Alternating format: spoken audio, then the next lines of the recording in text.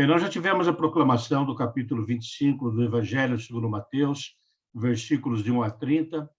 Tivemos também uma discussão prévia nas pequenas salas durante 30 minutos, cada um expondo sua opinião. E agora, então, nós teremos uma apresentação desse trecho do Evangelho, que será feito pela Vivian e pela Odete. Pode compartilhar, por favor.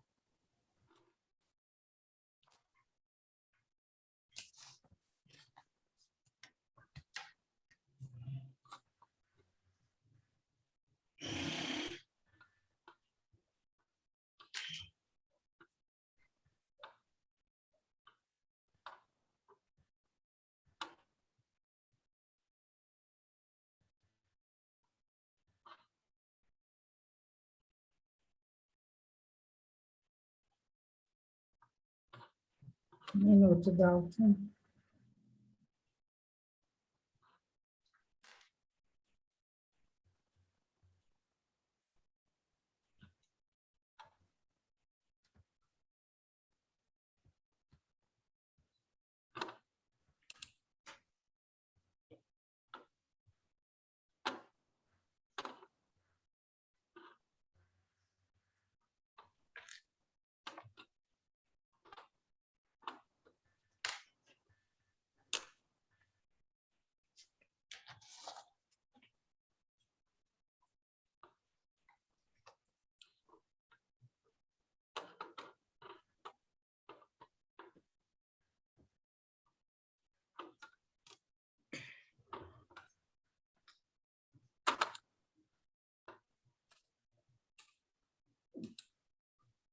Pode começar, Vini.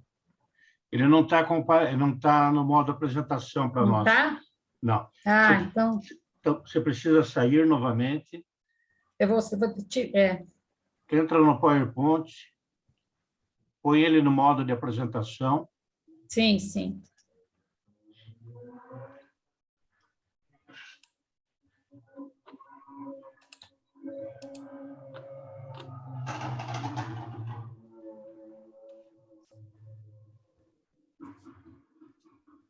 Ok. Evangelho segundo Mateus, capítulo 25, 1 a 30.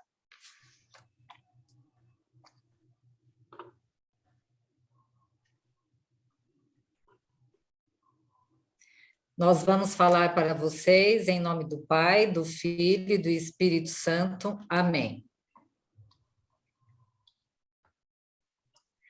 Nos capítulos 23 e 24 de Mateus, Jesus faz o seu sermão escatológico, falando sobre a destruição de Jerusalém e sobre o juízo final.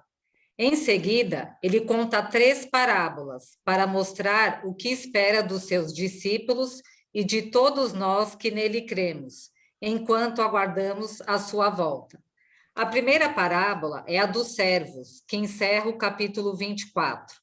As outras 2 são contadas nos primeiros versículos do capítulo 25, que veremos a seguir. A parábola das 10 virgens e a parábola dos talentos. A parábola das 10 virgens é exclusiva de Mateus.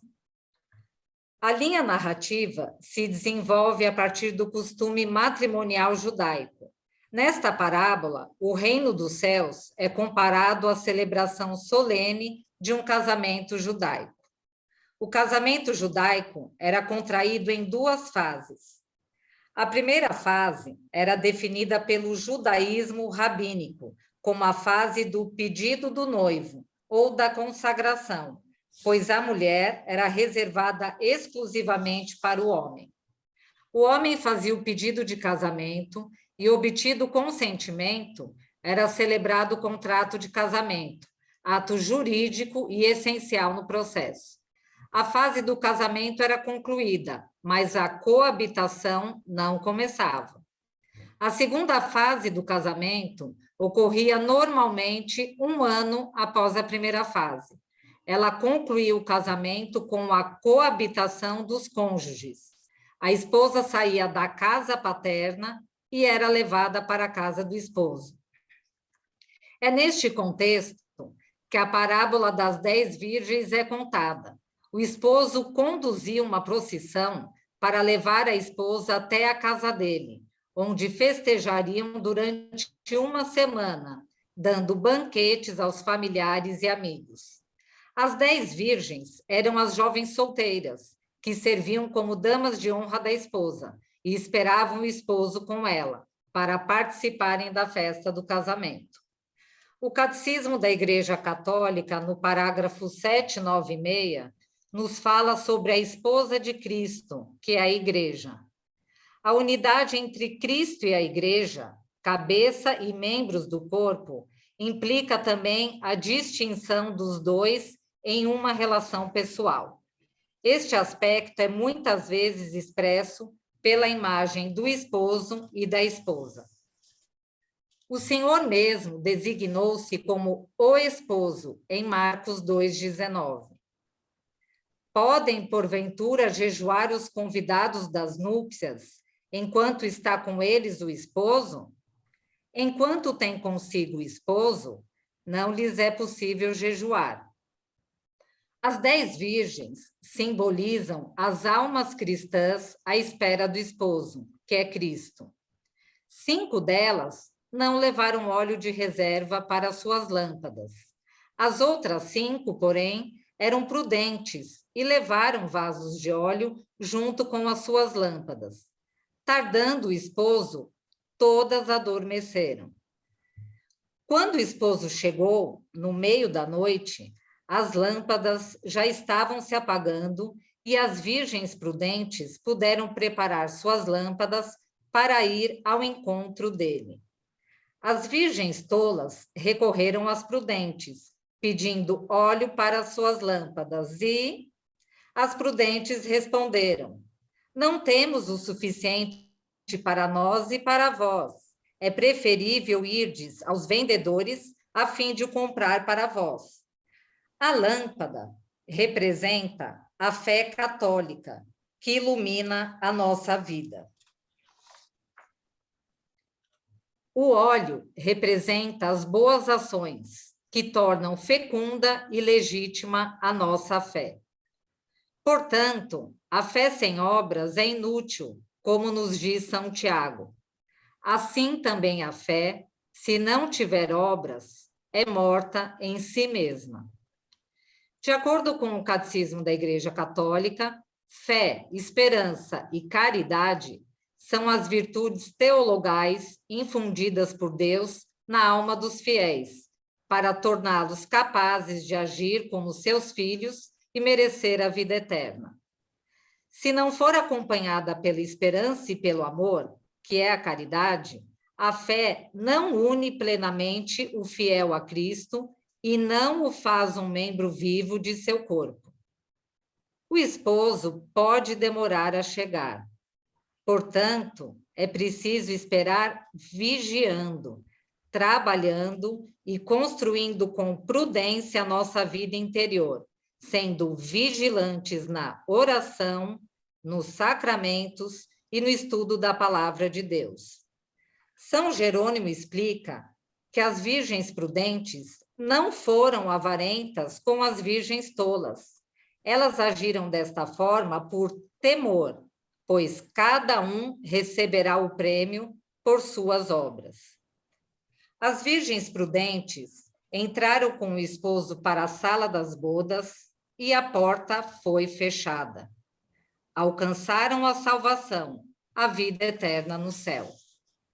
A espera pelo esposo representa nossa incerteza quanto ao tempo de vida que ainda temos, pois ninguém sabe a hora exata de sua morte e seu julgamento. Mais tarde, quando as 5 virgens tolas retornaram e bateram à porta, ouviram: em verdade vos digo, não vos conheço. A palavra de Jesus é muito forte. Não vos conheço. É uma frase típica da escola rabínica, usada pelo mestre para excomungar um discípulo, para dizer que não tinha mais nada a ver com ele. As virgens tolas foram excluídas da celebração. Para elas, a porta se fechou para sempre. Não haverá mais nenhuma outra possibilidade a não ser o inferno eterno. Depois do dia do juízo, não resta ocasião para as boas obras e para a justiça. O Senhor conhece os que são seus, e quem ignora será ignorado. E no versículo 13, Jesus termina a parábola dizendo: Vigiai, pois, porque não sabeis nem o dia, nem a hora. Jesus nos exorta a vigiar diversas vezes no Evangelho, e aqui também o faz. O Papa Francisco nos diz: não significa apenas não dormir, mas estar preparado. Todas as virgens dormem antes que o esposo chegue, mas quando acordam, algumas estão prontas e outras não. Portanto, este é o significado de ser sensato e prudente. Trata-se de não esperar o último momento da nossa vida para colaborar com a graça de Deus, mas de o fazer já, agora. Seria bom pensar: se hoje fosse o último dia, eu estaria preparado? Santo Agostinho, ao falar sobre este versículo, nos alerta: não só ignoramos em que tempo há de vir o esposo, mas também o dia e a hora da nossa morte. E aquele que está preparado para esta última, também estará preparado quando soar aquela voz com a qual todos serão despertados. Parábola dos talentos. Da cena nupcial, Mateus nos transporta para o mundo da economia. Um talento era uma unidade financeira que equivalia a uns 35 quilos de prata ou ouro. Jesus começa a parábola contando que um homem, tendo que viajar, reuniu seus servos e lhes confiou seus bens. A um deu 5 talentos, a outro 2, e a outro 1, segundo a capacidade de cada um. Depois partiu. Deus distribui os seus talentos de acordo com a capacidade de cada um desenvolvê-los e empregá-los para o seu bem e dos outros. Mesmo aquele servo que recebeu um só talento, recebeu bastante, porque cada talento equivalia a uma grande quantia. O servo que recebeu 5 talentos negociou com eles e ganhou outros 5. E o que recebeu 2 também duplicou seus talentos. Mas o que recebeu apenas 1 cavou a terra e escondeu o dinheiro.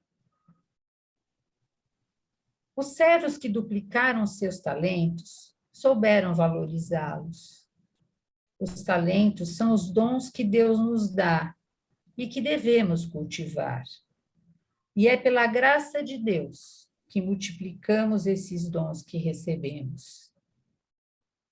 O Catecismo da Igreja Católica nos ensina que os talentos não são distribuídos por igual. O homem, ao vir ao mundo, não dispõe de tudo o que é necessário para o desenvolvimento de sua vida corporal e espiritual. Ele precisa dos outros. Essas diferenças pertencem ao plano de Deus. Ele quer que cada um receba do outro aquilo que precisa e que aqueles que dispõem de talentos específicos comuniquem seus benefícios aos que deles precisam. As diferenças estimulam e até obrigam as pessoas à generosidade, à benevolência e a partilha. Muito tempo depois, o senhor daqueles servos voltou e pediu-lhes contas. Ele ficou longe o tempo suficiente para que seus servos multiplicassem a sua riqueza. São Jerônimo explica que esse é o tempo entre a ascensão de Jesus e o seu segundo advento. No nível pessoal, esse é o tempo de vida de cada um de nós, ao longo do qual Deus espera que nossos dons sejam cultivados. Os servos que multiplicaram seus talentos se apresentam e entregam tudo ao Senhor. Ambos são recebidos com a mesma alegria e ouvem o mesmo elogio. Muito bem, servo bom e fiel.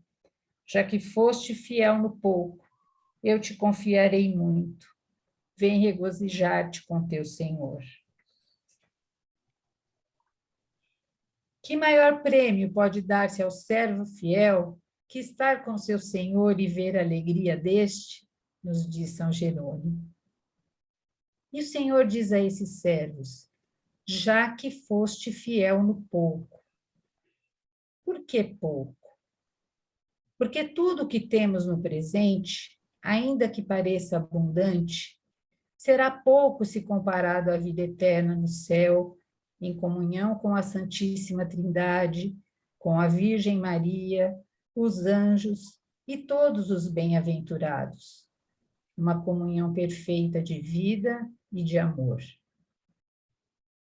Jesus nos mostra, através dessa parábola, a importância de cooperar com a graça de Deus de maneira constante e esforçada durante toda a vida, fazendo render os dons da natureza e da graça recebidos de Deus. Não importa o número, mas a dedicação. Veio, por fim, o servo que recebeu só um talento, se desculpando e justificando sua atitude por ter medo do seu senhor. Sabia que és um homem duro, por isso tive medo e fui esconder o teu talento na terra. E este servo é duramente repreendido, servo mau e preguiçoso. O medo não é desculpa para a preguiça ou falta de produtividade. E esse servo era mais do que preguiçoso, era mau. Viu seu senhor como uma pessoa injusta.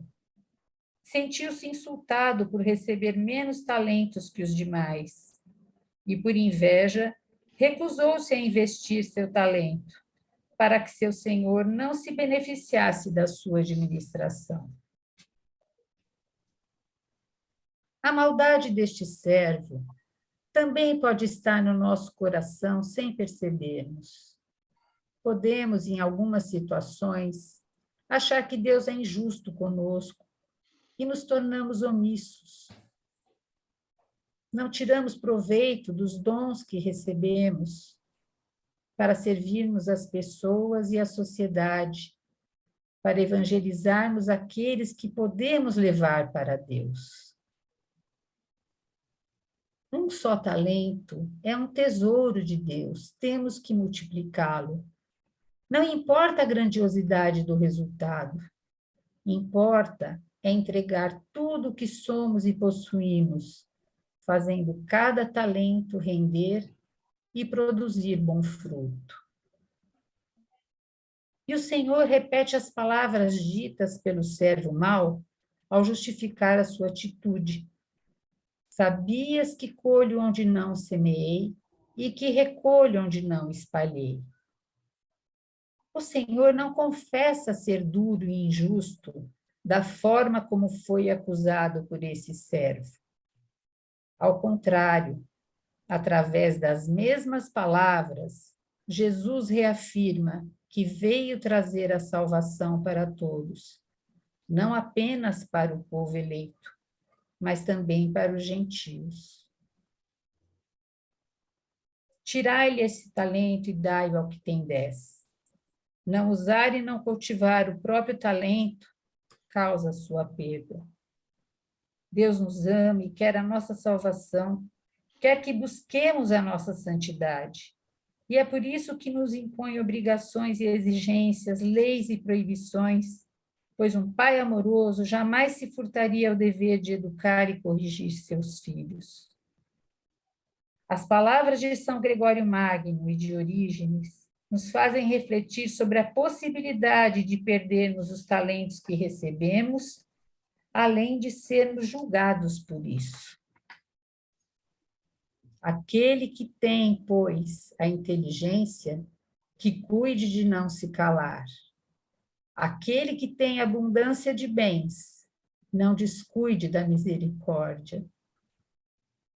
Se a ti desagrada ouvir que seremos julgados porque não ensinamos os outros, recorda aquilo que disse o apóstolo: ai de mim, se eu não evangelizar. Será dado ao que tem e terá em abundância. O prêmio vai para aquele que mais trabalhou, pois a responsabilidade é proporcional ao talento recebido, e ele é recompensado através de dons e responsabilidades ainda maiores. O servo mau, que não quis colaborar com a graça de Deus, que não estava unido a ele pelo amor, recebe a condenação eterna, pois quem não ama permanece na morte. Jesus contou essas parábolas para mostrar o momento de julgamento que ocorrerá na sua volta gloriosa, ou seja, no juízo final. Mas no momento da nossa morte vem o juízo particular, conforme Hebreus, capítulo 9, versículo 27, que diz: como está determinado que os homens morram uma só vez, e logo em seguida vem o juízo. E ainda na segunda carta de São Paulo aos Coríntios, onde ele afirma: porque teremos que comparecer diante do tribunal de Cristo. Então, neste momento, no juízo particular, será decidido o destino da nossa alma: céu, purgatório ou inferno. Aqueles que morrem na graça e na amizade de Deus recebem a salvação eterna e podem entrar de imediato na felicidade do céu ou passar por uma purificação, que a Igreja chama de purgatório. No juízo final, esse julgamento não é alterado, apenas não haverá mais purgatório, de acordo com o dogma de fé definido pelo Papa Bento XII. Dom Henrique Soares da Costa, no seu livro Escatologia sobre o Fim do Mundo, nos diz que o juízo acontece a cada dia, na nossa atitude de acolhimento ou rejeição de Deus em Jesus Cristo presente no irmão. Pois o Pai deu ao Filho ressuscitado todo o poder de julgar, e este julgamento já começou, na potência do Espírito Santo, que vai mostrando ao coração daqueles que o acolhem que Cristo é o Salvador do mundo e que o mundo pecou ao rejeitá-lo. E nós falamos para vocês, em nome do Pai, do Filho e do Espírito Santo. Amém. Amém.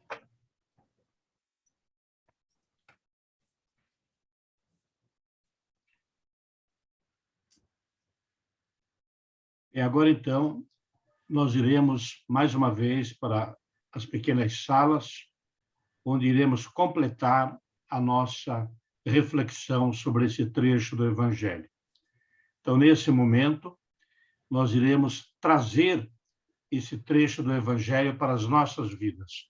A pergunta é: o que esse trecho do Evangelho diz para mim, pessoalmente? O que ele me exorta? O que ele me indica? O que ele ilumina? E que resposta eu quero dar ao Senhor sobre esse trecho do Evangelho? Teremos, então, 30 minutinhos e depois retornaremos para esta sala principal. Até já.